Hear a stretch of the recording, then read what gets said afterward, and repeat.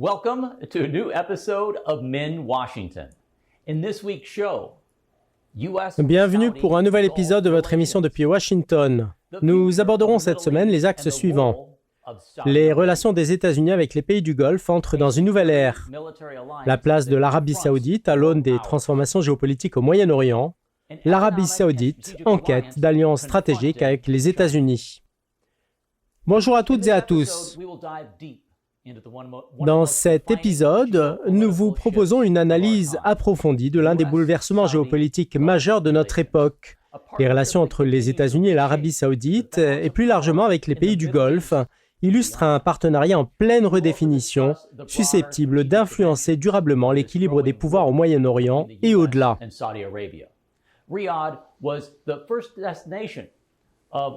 Nous nous pencherons également sur les enjeux stratégiques globaux liés au rapprochement croissant entre Washington et Riyad.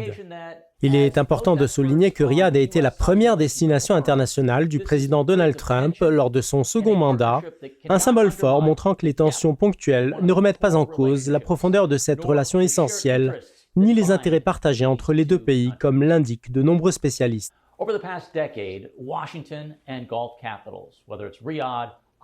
Au cours des 10 dernières années, Washington et les grandes capitales du Golfe, Riyad, Abu Dhabi, Doha et d'autres encore ont revu leurs priorités face à une région traversée par des défis géopolitiques inédits.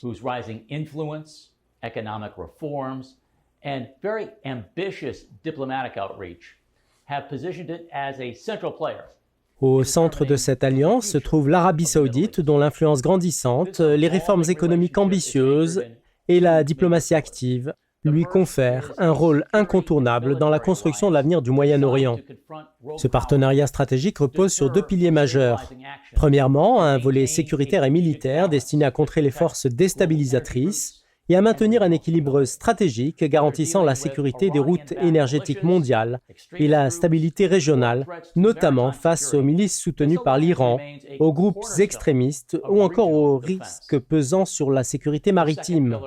Secondement, un volet économique et stratégique conçu pour répondre à l'expansion de l'influence chinoise dans les domaines du commerce des technologies, des minerais critiques et des infrastructures.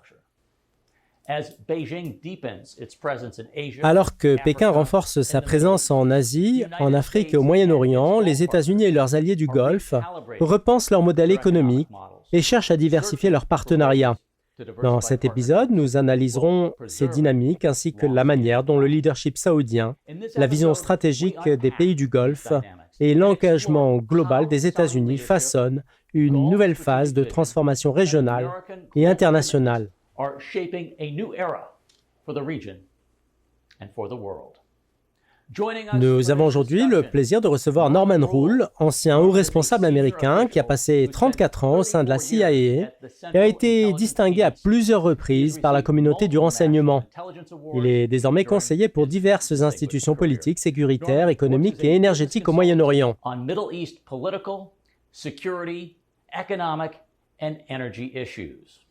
Nous accueillons également Nabil Michael, ancien professeur à l'Université du Maryland et à l'Université George Washington, spécialiste de la politique étrangère américaine et des questions démocratiques dans le monde arabe.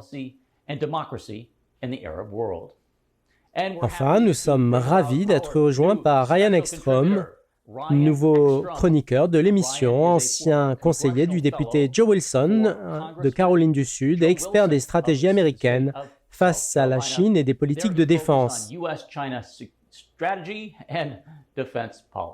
Alors avant d'ouvrir la discussion, nous laissons la parole à notre correspondante Shorouk Diab qui nous propose un récit détaillé sur les relations entre les États-Unis et les pays du Golfe. C'est à vous, Shorouk. Hello, Shorouk.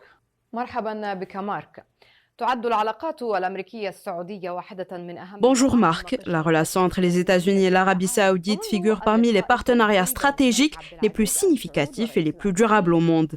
Depuis la rencontre historique entre le roi Abdulaziz Al Saoud et le président américain Franklin Roosevelt en 1945, cette alliance s'est solidifiée en une pierre angulaire de la sécurité régionale et en un vecteur essentiel des intérêts stratégiques partagés.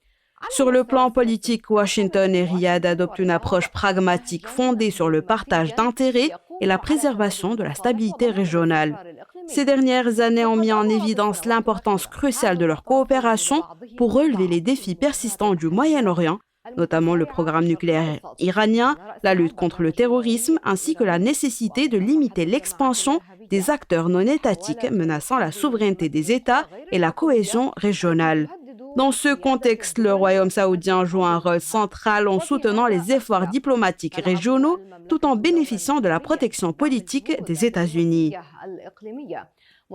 Sur le plan militaire et sécuritaire, la coopération entre les deux nations constitue l'un des aspects les plus sensibles et profonds de leur partenariat. L'Arabie saoudite est l'un des principaux alliés militaires des États-Unis, non seulement pour ses achats d'armement, mais également pour les programmes de formation et la coordination du renseignement. Économiquement, cette relation repose sur des intérêts réciproques évidents.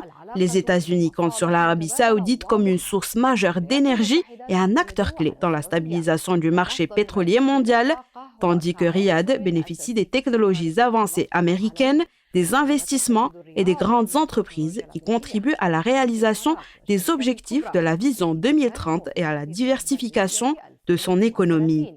L'énergie propre et les technologies de pointe représentent également des secteurs stratégiques dans l'avenir de ce partenariat, notamment avec le développement de projets liés à l'hydrogène et à l'économie verte par le Royaume.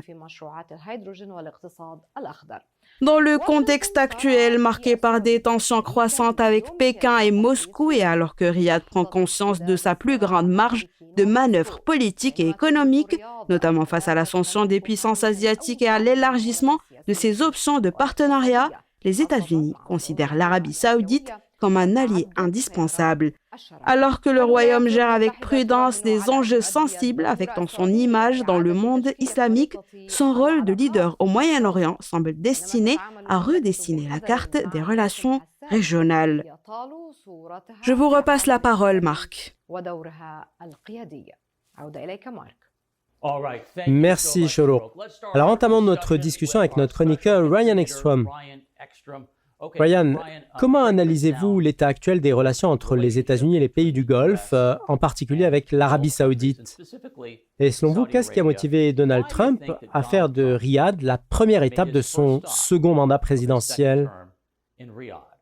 Je suis convaincu que l'intérêt majeur résidait dans le potentiel économique, un aspect qui s'est clairement manifesté par l'accord conclu en mai dernier, portant sur plus de 600 milliards de dollars d'accords économiques entre Washington et Riyad, touchant des secteurs aussi variés que les infrastructures, la tech et surtout la défense.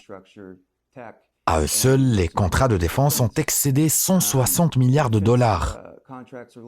Cet investissement témoigne de l'engagement renforcé des États-Unis envers l'Arabie saoudite, illustrant le soutien indéfectible de Washington à la sécurité du Royaume et réaffirmant la place centrale des États-Unis au Moyen-Orient. Aussi, l'Arabie saoudite constitue un pilier fondamental de la stratégie américaine dans cette région, tant sur le plan sécuritaire que politique. Si les considérations économiques ont indiscutablement joué un rôle déterminant, il convient également de prendre en compte l'influence croissante de la Chine dans la région, un facteur que les États-Unis s'efforcent de contrer. Durant le premier mandat du président Trump, la politique américaine semblait prendre un tournant stratégique vers la Chine. Mais les récents développements montrent que cette dernière étend son influence précisément dans les domaines où les États-Unis cherchent à se redéployer. Et il est vrai que cette situation constitue une réelle opportunité, aussi bien sur le plan des investissements que sur celui de la diplomatie, tout en permettant de contrebalancer l'influence grandissante de la Chine. Alors Norman, si l'on revient en arrière, à quoi ressemblaient les relations entre les États-Unis et l'Arabie saoudite après les attentats du 11 septembre? Comment ces liens ont-ils évolué au cours de ces 25 dernières années pour nous mener à la situation actuelle, où l'Arabie saoudite occupe une place désormais majeure, y compris dans notre culture et dans notre système éducatif. On observe également des coopérations marquantes dans le domaine du golf professionnel, notamment avec la création de la Live Golf Association. De plus, plusieurs humoristes américains de premier plan ont récemment donné une tournée en Arabie saoudite. Alors comment expliquer cette évolution?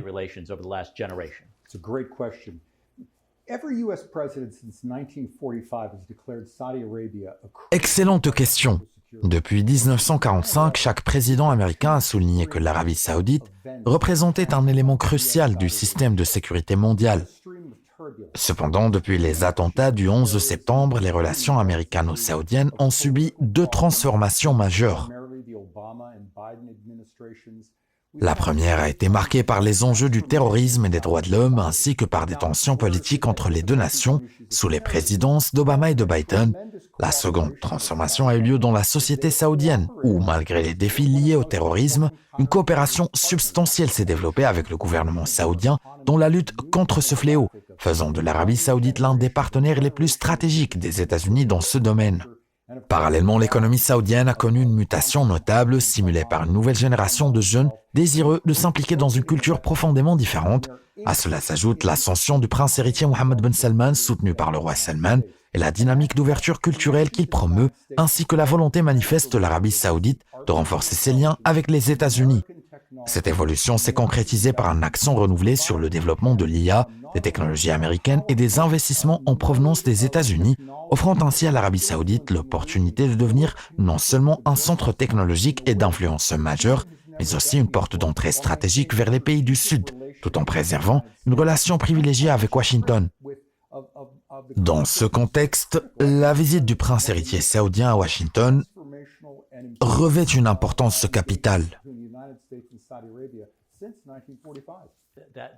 Sur le plan historique, cet éclairage nous aide à comprendre l'évolution de cette relation, notamment à travers la visite du prince héritier saoudien. Bill, si nous revenions sur cette question dans 45 ans, quel regard porterions-nous sur l'état des relations entre les États-Unis et l'Arabie saoudite?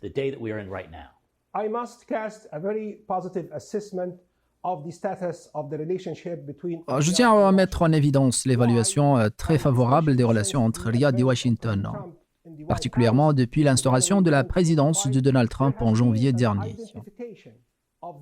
Une claire identification des intérêts communs des deux nations s'est ainsi affirmée, me conduisant à affirmer que le sommet entre Trump et le prince héritier saoudien Mohammed Ben Salman a constitué un indéniable succès. En effet, cette convergence d'intérêts a permis de mettre en place un mécanisme de dissuasion face aux menaces stratégiques dans une région complexe et instable. Les relations bilatérales entre les deux pays visent de manière décisive à instaurer la stabilité dans la région du Golfe, le monde arabe et par extension l'ensemble du monde islamique. Il s'agit là de défis stratégiques colossaux que les deux dirigeants sont résolus à relever avec prudence. De plus, cet exemple de diplomatie active met en lumière l'engagement de chaque partie à jouer un rôle de facilitateur du changement dans un esprit constructif pour contrer l'extrémisme et réévaluer l'expansion de l'influence chinoise dans la région, tout en contribuant à stabiliser des zones de conflit telles que l'Arménie et l'Azerbaïdjan, le conflit russe-ukrainien ainsi que les tensions entre le Pakistan et l'Inde. Ainsi, les deux dirigeants œuvrent à atteindre un équilibre stratégique déterminant et je suis convaincu qu'ils vont réussir dans ce dossier.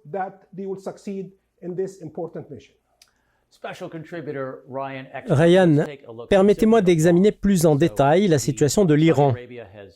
L'Arabie saoudite a pris des mesures fermes contre les proxys de l'Iran, en particulier au Yémen et dans d'autres régions.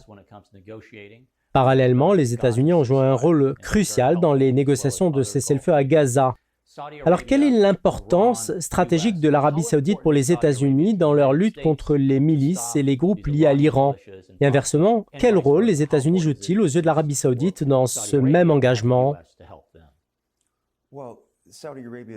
Écoutez, il est indiscutable que l'Arabie saoudite représente l'acteur le plus influent de la région dans la lutte contre les groupes armés soutenus par l'Iran, en particulier les Houthis au Yémen, et qu'elle reste largement dépendante des systèmes de défense américains, ainsi que des armes et équipements fournis par Washington. Le déclin de la puissance iranienne ces dernières années offre une opportunité stratégique pour les États-Unis et leurs partenaires du Golfe pour renforcer leur coopération sur la base d'intérêts communs plutôt que de se limiter à une alliance motivée uniquement par la menace iranienne. Toutefois, d'un autre angle, la diminution de la menace iranienne pourrait entraîner un affaiblissement de la volonté de certains pays de collaborer étroitement avec les États-Unis, surtout si ce déclin a été le facteur central ayant rapproché les deux camps et rééquilibré leur influence dans la région. Cependant, malgré ce recul iranien, les Houthis continuent de jouer un rôle déstabilisateur majeur, peut-être même plus important qu'auparavant. C'est pourquoi les États-Unis et l'Arabie saoudite restent unis face à un ennemi commun, les Houthis, porteurs de déstabilisation.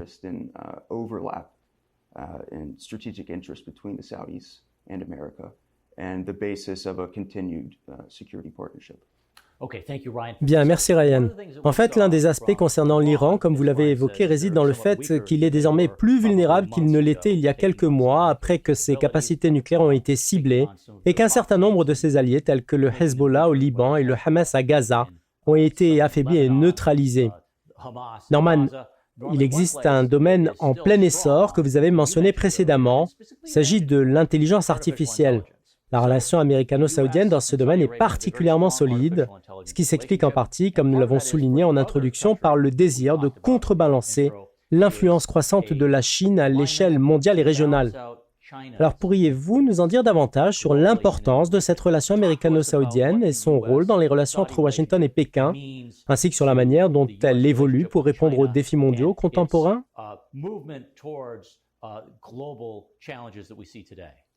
Ce sujet est particulièrement fascinant car ce que l'on observe dans la région du Golfe, c'est que l'Arabie saoudite et les Émirats arabes unis ont positionné leurs principaux intérêts économiques vis-à-vis des États-Unis, notamment dans le domaine de l'IA.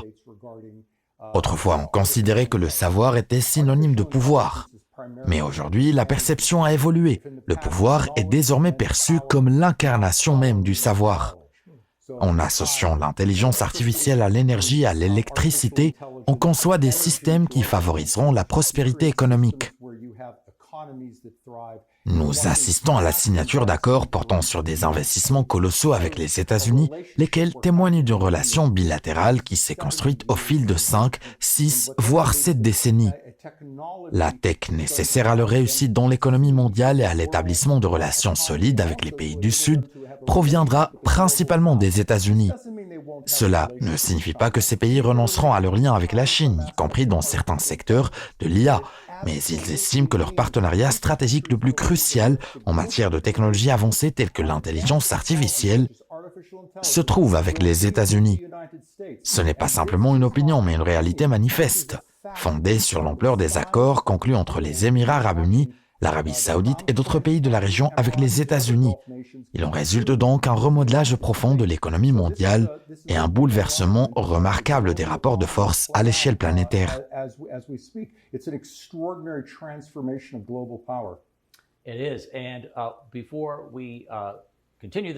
Alors prenons maintenant un moment pour examiner tous ensemble l'article suivant.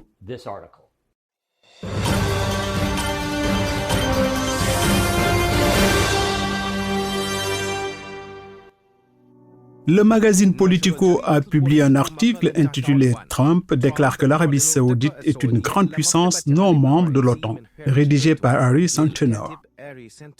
Cet article met en lumière un changement stratégique majeur dans les relations entre Washington et Riyad, suite à l'annonce du président américain du positionnement officiel du Royaume en tant que principal allié non membre de l'OTAN. Cette décision place l'Arabie saoudite dans une position privilégiée au sein du réseau des partenaires de défense américains. La formation d'une alliance plus forte et cohérente entre les États-Unis et l'Arabie saoudite représente un tournant décisif, consolidant les intérêts communs des deux nations, tout en favorisant la paix et la stabilité au Moyen-Orient.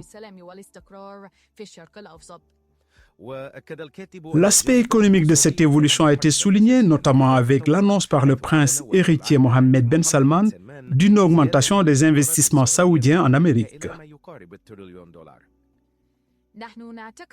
Le champ de coopération économique entre l'Arabie saoudite et les États-Unis s'est ainsi élargi comme jamais auparavant, les accords signés lors de cette visite ouvrant des perspectives inédites pour renforcer le partenariat dans les secteurs de la technologie, de l'énergie, de l'innovation et des industries de pointe. L'article précise également que ce nouvel accord facilitera le transfert et le déploiement d'armements américains en Arabie saoudite, permettant au Royaume de conclure des contrats de maintenance avec le Pentagone. La désignation de l'Arabie saoudite en tant qu'allié majeur non membre de l'OTAN garantit une coopération accrue en matière de défense sans imposer d'engagement de sécurité directe aux États-Unis, plaçant ainsi le Royaume dans une stratégie unique différente des alliances traditionnelles. L'auteur considère que cette évolution politique dépasse les crises des dernières années et que Washington perçoit désormais l'Arabie saoudite comme un partenaire stratégique face aux défis régionaux. Le Royaume, toujours un partenaire essentiel des États-Unis dans la région, entre désormais dans une nouvelle phase de coopération reposant sur des intérêts stratégiques plus profonds, notamment en matière de sécurité, d'énergie et face aux mutations géopolitiques. L'article se conclut sur la conviction que la mesure prise par l'administration Trump reflète la reconnaissance par les États-Unis du rôle central de l'Arabie saoudite dans la stabilité du Moyen-Orient et de la nécessité de renforcer les partenariats face aux transformations mondiales rapides. Bill Michael, abordons la question de cette transformation ainsi que la vision 2030, initiative stratégique portée par le prince héritier Mohammed Ben Salman. Cette discussion se concentre sur la diversification de l'économie qui aujourd'hui encore repose largement sur le pétrole et ses dérivés vers de nouveaux secteurs d'activité. Nous examinerons également les implications de ce processus pour les États-Unis, l'Arabie saoudite, l'Afrique du Nord, ainsi que pour des pays comme le Maroc. Il s'agit là d'une question d'une grande importance. L'Arabie saoudite élabore sa propre vision d'une vallée technologique, ce qui rappelle le discours d'adieu du président Dwight Eisenhower, où il soulignait que chaque nation possède son propre complexe militaro-industriel. Dès les années 1970, à la suite de la découverte de ses ressources pétrolières, l'Arabie saoudite a amorcé un processus de développement technologique.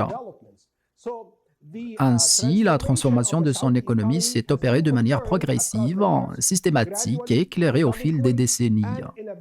L'Arabie saoudite aspire à devenir un pôle technologique majeur pour l'ensemble du monde islamique, tout en contribuant à l'intégration des technologies émergentes dans les pays islamiques en développement, ainsi que dans divers pays africains.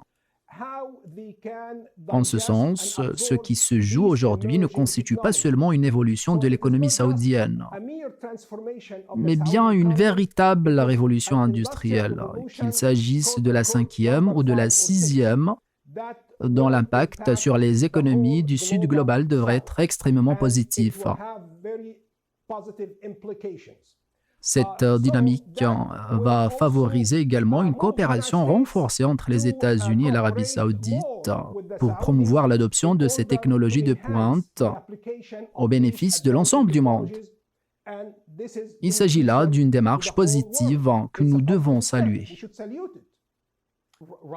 Ryan, pouvez-vous nous éclairer sur l'ordre régional en cours d'émergence au Moyen-Orient, notamment si le président Trump, en collaboration avec les États du Golfe et les nations islamiques, parvenait à instaurer une forme de paix à Gaza, par exemple?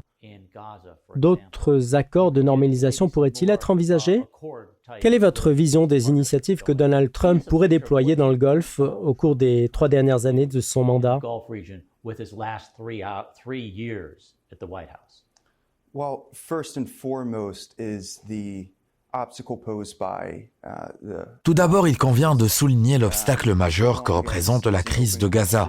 Des incertitudes persistent quant à la forme que prendront la stabilité et la sécurité dans cette région, tant à court terme qu'à long terme.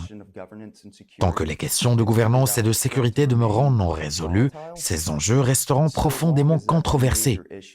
Tant que cette problématique constituera le principal défi, je doute que Washington ainsi que son influence dans le Golfe disposent de suffisamment de marge de manœuvre pour établir un partenariat plus solide et créer un nouveau cadre, voire un nouveau centre névralgique pour les relations et les structures de sécurité au Moyen-Orient. Cependant, je pense que l'intérêt de Donald Trump pour cette question découle de son implication directe dans le processus de paix, ainsi que des investissements politiques et du temps considérable qu'il y a consacré. Cette initiative pourrait constituer le prélude à d'autres accords avec les autres États du Golfe, car la situation actuelle représente un obstacle majeur à la capacité des Saoudiens de travailler de manière plus étroite et plus coordonnée dans ces domaines. Norman Rule, une personne a véritablement bouleversé la situation en Arabie Saoudite, le prince héritier Mohammed Ben Salman. Sans son leadership visionnaire, sans la définition claire de la vision 2030, son suivi méticuleux, sa responsabilisation des dirigeants et la mise en œuvre rigoureuse des initiatives, nous n'aurions pas atteint ce stade de transformation. Alors pourriez-vous nous décrire d'un point de vue historique la position du prince héritier au sein de la monarchie saoudienne en termes de présence, de crédibilité et de rôle central dans la conduite du changement au sein du royaume, à travers aussi l'introduction de nouvelles idées visant à garantir le bien-être et la prospérité du peuple saoudien.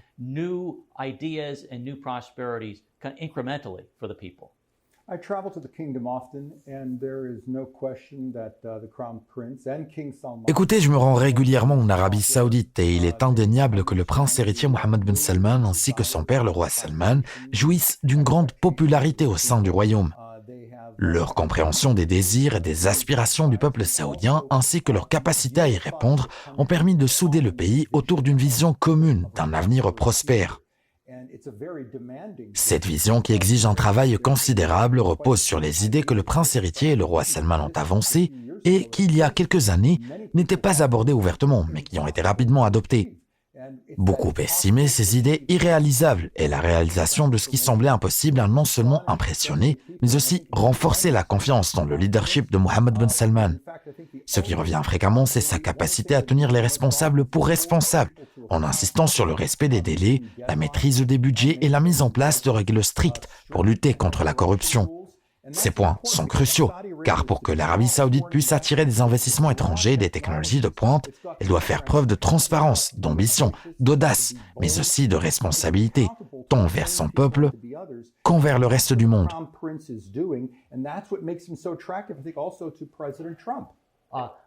Bien, nous allons maintenant faire une courte pause avant de poursuivre notre émission, alors restez bien avec nous.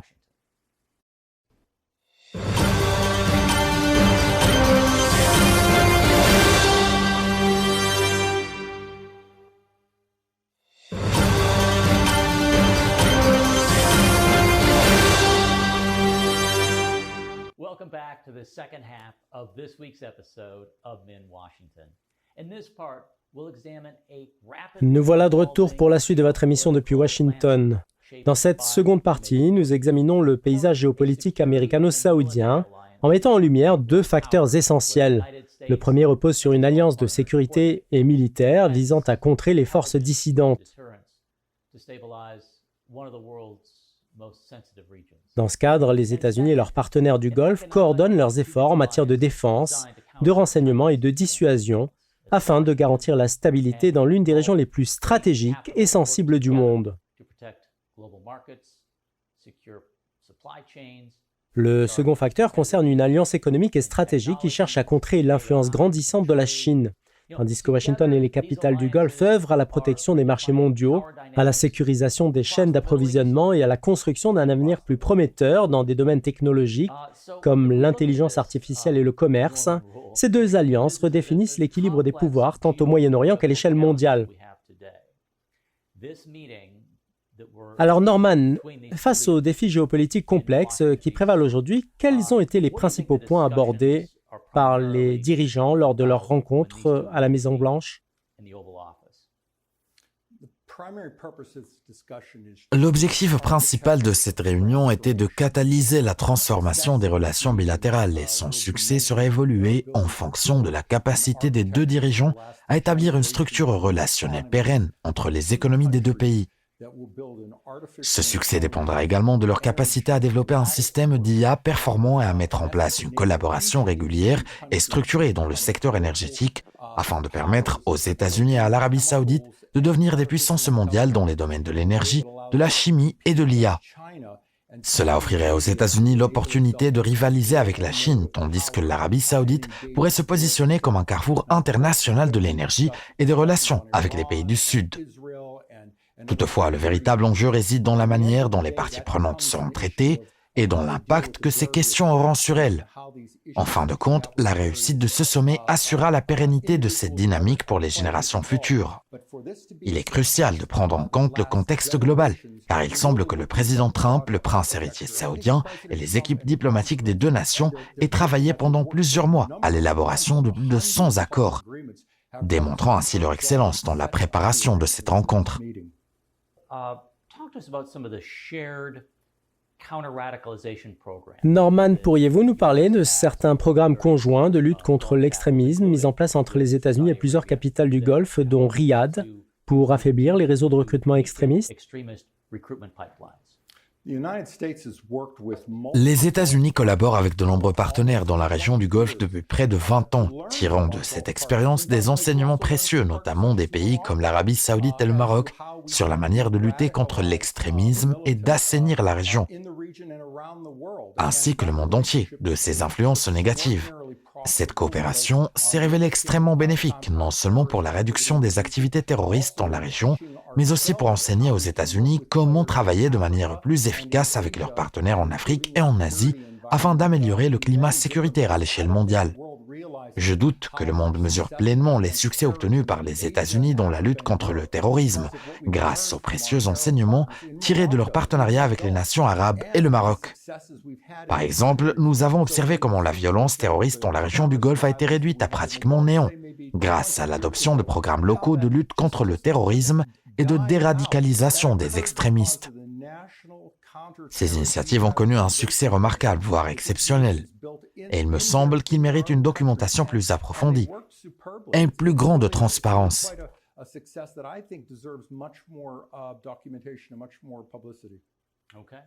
En effet, cela marque une véritable rupture avec les usages habituels. Entreprendre des actions que d'autres présidents ont préféré éviter crée un certain malaise tant aux États-Unis qu'à l'étranger. Merci Norman. Alors avant de poursuivre cette discussion, tournons-nous à présent vers notre correspondant à la Maison-Blanche, Adel Dessouky, pour son compte-rendu.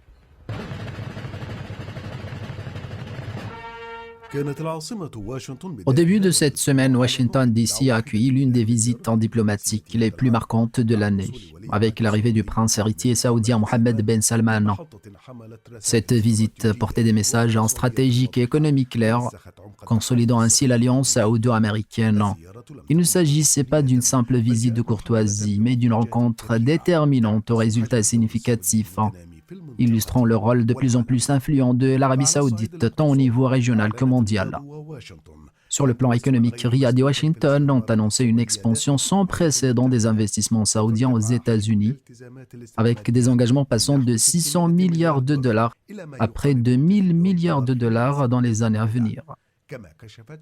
Par ailleurs, Aramco a révélé la signature de 17 protocoles d'accord avec des entreprises américaines, d'une valeur potentielle excédant 30 milliards de dollars dans le cadre de la vision 2030, soulignant ainsi son rôle clé dans le soutien à l'économie américaine et l'attraction de technologies de pointe.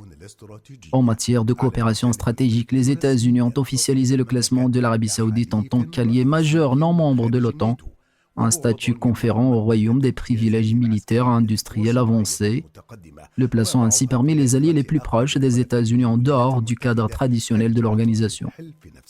Sur le plan militaire, l'administration américaine a annoncé un accord portant sur la fourniture de 300 chars Abrams à l'Arabie saoudite, dans le cadre de la nouvelle stratégie de défense, en plus du renforcement de la coopération dans les domaines de la défense aérienne, des missiles balistiques et de la lutte contre les drones, qui demeurent des enjeux cruciaux pour la sécurité et la stabilité de la région.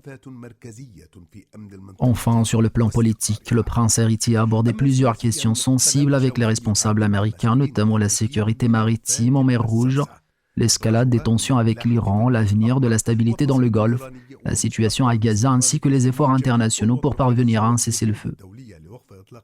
Les deux parties ont souligné l'importance d'intensifier leur coordination en matière de sécurité afin de contrer les menaces communes et de limiter les activités des forces malveillantes qui menacent à la fois la sécurité régionale et la stabilité des marchés mondiaux de l'énergie. La visite du prince héritier saoudien Mohammed Ben Salman à Washington s'est conclue sur des messages politiques et économiques importants, mettant en lumière le partenariat stratégique entre les États-Unis et l'Arabie saoudite dans les domaines de la défense, de l'énergie, de la technologie et des investissements bilatéraux. Les deux parties ont également échangé sur la situation au Moyen-Orient, le soutien aux initiatives de paix et la lutte contre les menaces régionales.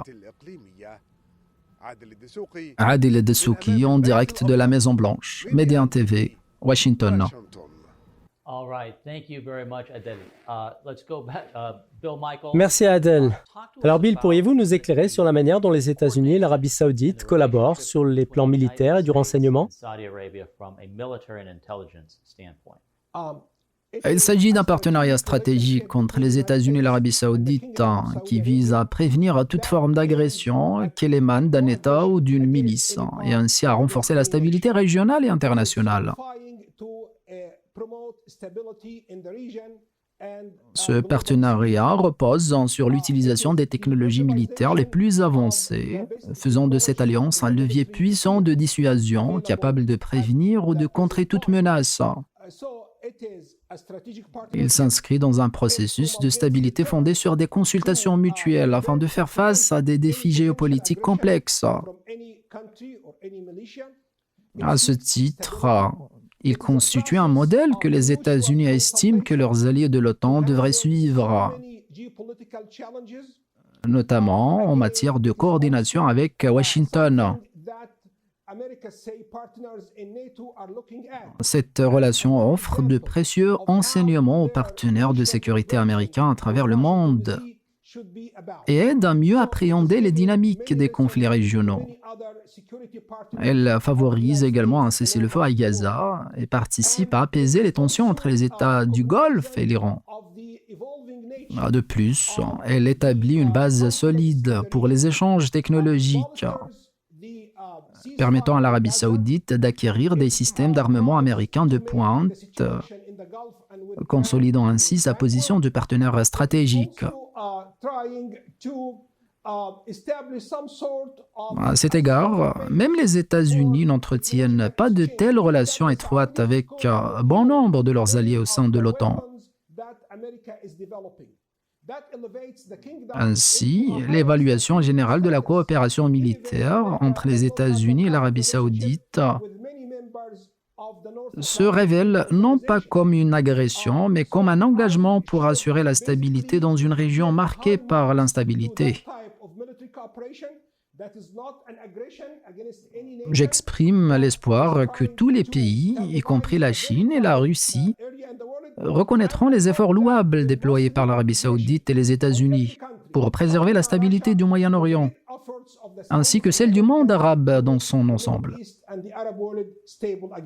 And Norman Rule, when we look at a coordinated approach that the U.S. and Saudi Arabia and its other Gulf partners. Norman, lorsqu'on observe la stratégie des États-Unis, de l'Arabie saoudite, de leurs partenaires du Golfe et d'autres pays de la région, on voit clairement qu'ils cherchent à renforcer leur influence aux dépens de celle de leurs rivaux, notamment l'Iran et la Chine. Cela passe par plusieurs approches, sanctions, mobilisation de capitaux pour l'investissement et divers mécanismes de pression. Pourriez-vous nous préciser quelles formes concrètes de pression ils utilisent pour freiner l'influence de ces puissances sur les marchés mondiaux et pour limiter leurs capacités militaires? Permettez-moi d'aborder cette question sous deux angles distincts. La force Al-Quds iranienne demeure active. Il s'agit d'une organisation qui promeut le terrorisme, soutient des milices et diffuse des technologies de missiles et d'explosifs, notamment par l'intermédiaire du Hezbollah et des Houthis. Ces dernières semaines et ces derniers mois, nous avons assisté à plusieurs saisies d'armes destinées aux Houthis. Ainsi, ce réseau terroriste continue de fonctionner et nos partenaires régionaux, comme le gouvernement yéménite, collaborent avec nous via les structures antiterroristes américaines. Cela témoigne d'une coopération active. Passons maintenant à l'intelligence artificielle et à son fonctionnement. La technologie chinoise utilise fréquemment ses propres systèmes pour intercepter d'autres technologies, dans le but de subtiliser des informations et des données utilisateurs. En revanche, en raison des lois américaines qui interdisent de telles pratiques, la technologie américaine ne recourt pas à ce type d'activité. Par conséquent, le déploiement de la technologie américaine à l'échelle mondiale, en partenariat avec des alliés comme Riyad, garantit une véritable protection à la communauté internationale contre le vol de propriété intellectuelle, en assurant la confidentialité des données.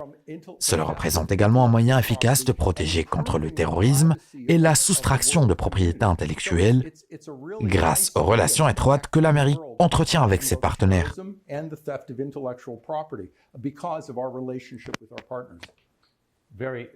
Effectivement, Ryan, c'est un point essentiel. L'un des éléments les plus frappants de cette relation est le rôle central joué par la jeunesse. L'Arabie saoudite, comme le Maroc, possède une population jeune, particulièrement dynamique. S'ajoute à cela la montée en puissance du jeune prince héritier saoudien ainsi que celle de jeunes acteurs politiques américains tels que Jared Kushner, le gendre du président, qui effectue d'ailleurs régulièrement des visites au Moyen-Orient. On peut ainsi relever de nombreux parallèles entre ces figures. Pourriez-vous nous expliquer en quoi la jeunesse représente aujourd'hui un enjeu clé à la fois sur la scène internationale et au niveau local ? En Arabie saoudite, par exemple, la vie nocturne s'est développée, offrant aux jeunes de nouveaux espaces pour se retrouver, échanger et débattre. Cela illustre le fait que la nouvelle génération occupe désormais une place de premier plan en proposant des idées et des approches inédites qu'elles inscrivent dans la vision 2030 et même au-delà.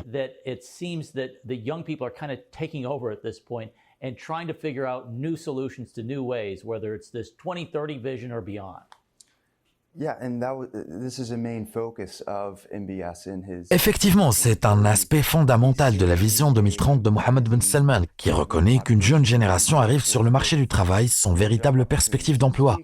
De plus, de nombreux postes sont occupés par des travailleurs étrangers, en particulier en Arabie saoudite, une situation qui présente des similarités notables avec celle observée au Maroc.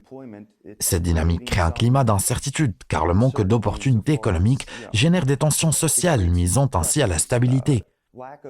En fin de compte, c'est précisément cet enjeu que le prince héritier cherche à aborder dans sa vision 2030, en mettant particulièrement l'accent sur la jeunesse que vous avez évoquée, Marc.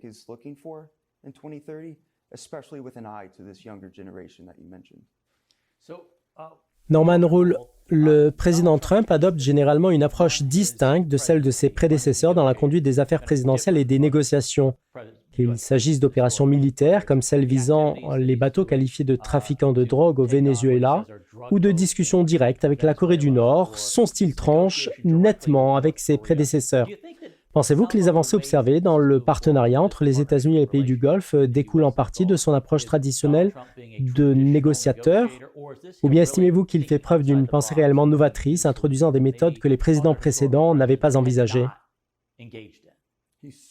Il est indéniablement un négociateur et un dirigeant hors du commun, et de telles figures ont été observées à différentes époques. À titre d'exemple, certains comparent Trump au président Theodore Roosevelt. Bien que ses adversaires politiques rejettent cette comparaison, elle a été formulée par ses partisans.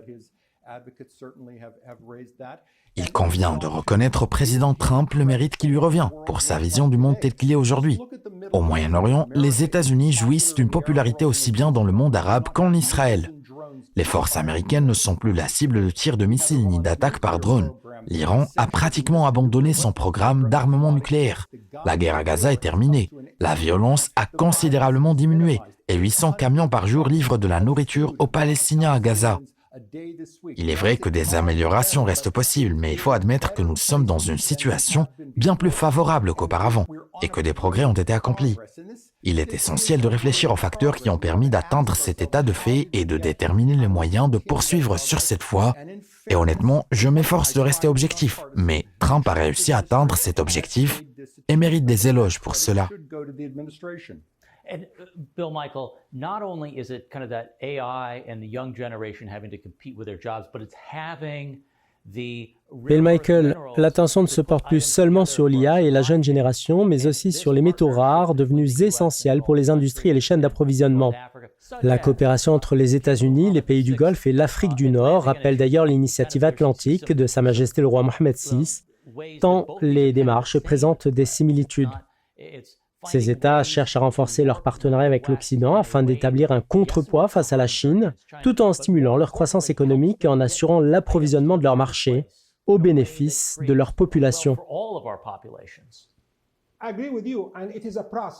Je partage pleinement votre point de vue. Nous sommes en train d'initier un processus qui commence par la sécurisation des routes commerciales maritimes. suivi de la mise en place de l'infrastructure nécessaire à des chaînes d'approvisionnement efficaces, un défi complexe. Les Saoudiens manifestent un grand intérêt pour l'établissement de ce type de relations avec les États-Unis, l'Europe, la Russie et d'autres puissances, dans le but de promouvoir un commerce international fluide et harmonieux. En ce sens, le Royaume d'Arabie Saoudite joue un rôle clé dans le développement du commerce international et contribue à faire de la mondialisation un processus profondément humain. Ces dimensions diplomatiques ne sont pas accessibles à de nombreuses politiques étrangères dans de nombreux pays. Ainsi, l'Arabie Saoudite se positionne comme un exemple de la manière dont le commerce mondial et la mondialisation peuvent viser non pas à s'approprier des ressources rares, mais à instaurer une homogénéité dans les échanges internationaux. La véritable question qui se pose est de savoir comment cela va contribuer immédiatement à la prospérité et au bien-être global, surtout au vu des défis mondiaux récents tels que la guerre en Ukraine et la pandémie de Covid-19 qui ont tous deux entravé la progression mondiale. Les États-Unis et l'Arabie Saoudite mènent une diplomatie équilibrée et entretiennent d'excellentes relations avec la Russie, qui reconnaît et apprécie le leadership du prince héritier saoudien Mohammed bin Salman, ainsi que les réformes majeures qu'il a entreprises en Arabie Saoudite.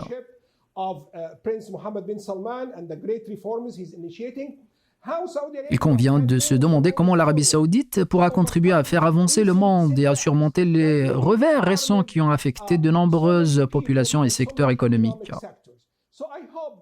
Personnellement, je suis convaincu que le sommet Trump-Mohammed bin Salman aboutira à des progrès graduels dans la transformation de l'économie mondiale, de manière harmonieuse et sage, vers des stades de développement plus avancés, non seulement pour les deux pays, mais aussi pour l'ensemble du monde et de la région du Moyen-Orient. Thank you, William. Appreciate it. So I had the great opportunity to go to Saudi Arabia, to Riyadh, for 2 weeks back in September. Merci Bill. J'ai eu l'occasion de séjourner 2 semaines à Riyad en septembre à l'invitation de l'agence de presse saoudienne chargée de la formation des professionnels des médias dans le royaume. Ce voyage m'a permis de mieux comprendre les défis auxquels les médias saoudiens sont confrontés, des défis que l'on retrouve également aux États-Unis et au Maroc, notamment en matière de liberté, d'indépendance éditoriale et de modèles de financement. J'ai appris que le prince héritier avait fortement réduit le financement direct des médias dans le cadre de la vision 2030 afin de les pousser vers davantage d'autonomie.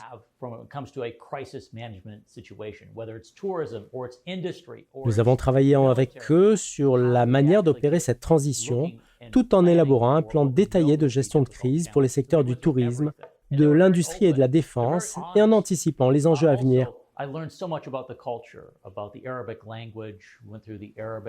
Les Saoudiens se sont montrés particulièrement ouverts et transparents. Ce séjour m'a également permis de découvrir plus profondément la culture et la langue arabe, ainsi que de rencontrer de nombreux habitants. Ce qui m'a frappé, au Maroc comme en Arabie Saoudite, lors de mes visites cette année, c'est l'extraordinaire hospitalité et la qualité humaine des gens que j'ai rencontrés. Dans ces 2 pays, on ressent une forte dynamique tournée vers l'avenir, avec les préparatifs pour la Coupe du Monde et d'autres projets majeurs.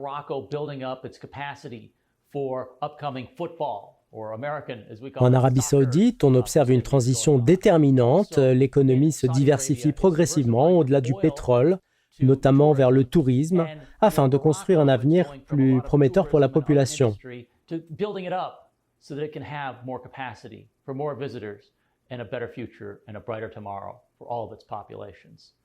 Alors, ma question, Bill, est la suivante. Que signifie cette dynamique pour les relations entre les États-Unis et le Maroc? Quels sont aujourd'hui les principaux défis auxquels Washington fait face dans ses relations avec le Maroc et l'Arabie Saoudite? Et enfin, comment garantir que ces partenariats se consolident durablement? Comment exploiter les opportunités offertes par l'avenir pour créer de meilleures perspectives pour ces grandes nations que sont le Royaume du Maroc, le Royaume d'Arabie Saoudite et les États-Unis? C'est un défi majeur, mais qui reste à portée de main. Car si les dirigeants de ces trois grandes nations parviennent à définir avec précision et sagesse les priorités de développement pour leur société, eh bien, ils seront assurément sur la bonne voie. Cela implique également un degré de coopération renforcé entre Rabat, Riyad et Washington. J'espère que cette dynamique se poursuivra au-delà de la présidence de Donald Trump et que toutes les administrations américaines, qu'elles soient républicaines ou démocrates, s'engageront à allouer les ressources nécessaires pour consolider les liens entre les États-Unis, le Maroc et l'Arabie saoudite. Il est essentiel de reconnaître que cela contribue positivement au bien-être de l'humanité dans son ensemble et incarne des valeurs fondamentales, telles que la tolérance religieuse, le dialogue interreligieux et les compétences nécessaires à l'autonomie professionnelle. Cette vision repose sur une philosophie qui encourage la pratique de ces valeurs, favorise l'essor des petites entreprises et adopte une approche humaine dans l'utilisation de la technologie. La technologie ne doit pas être utilisée pour exploiter l'individu, mais plutôt pour améliorer son bien-être. En effet, c'est la nature humaine qui doit guider l'usage de la technologie de manière éthique et bénéfique. Ainsi, comme je l'ai souligné, il existe une dimension philosophique au-delà du simple rapport de force politique qui transforme la politique en un dialogue constructif, en une expérience humaine enrichissante, contribuant à la prospérité collective de l'humanité. J'espère que les initiatives de nos dirigeants porteront leurs fruits et amélioreront concrètement la vie des citoyens de nos capitales, car c'est là l'essentiel. Qu'il s'agisse de Sa Majesté le roi Mohammed VI, du prince héritier saoudien ou du président américain, les défis à venir sont nombreux, mais l'avenir demeure plein de promesses. Merci à vous pour votre attention. Vous pouvez revoir cette émission sur les plateformes de Média TV et sur nos réseaux sociaux. Un grand merci à nos invités, Norman Rule et Bill Michael, ainsi qu'à notre chroniqueur, Ryan Ekstrom. Je remercie également nos correspondants, Shourouk Diab, et à la Maison-Blanche, Adel Dessouki. Je tiens enfin à exprimer ma gratitude envers notre équipe de production dirigée par notre réalisateur, Mohamed Saïd Al-Wafi. Pour ma part, je vous donne rendez-vous dès la semaine prochaine pour un nouvel épisode de votre émission depuis Washington. Thank you.